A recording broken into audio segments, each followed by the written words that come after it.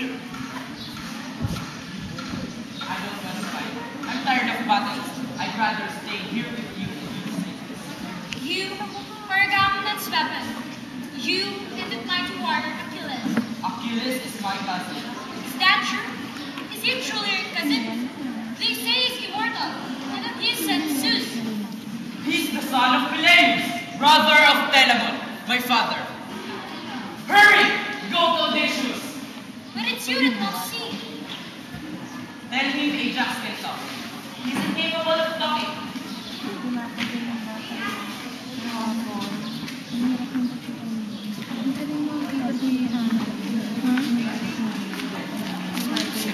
Gaganyan pa.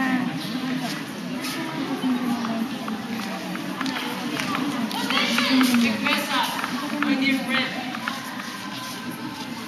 Ajax loved to have such lovely wife. Is this the son of Ajax again? He will grow up to be the strongest man in the world. Fight.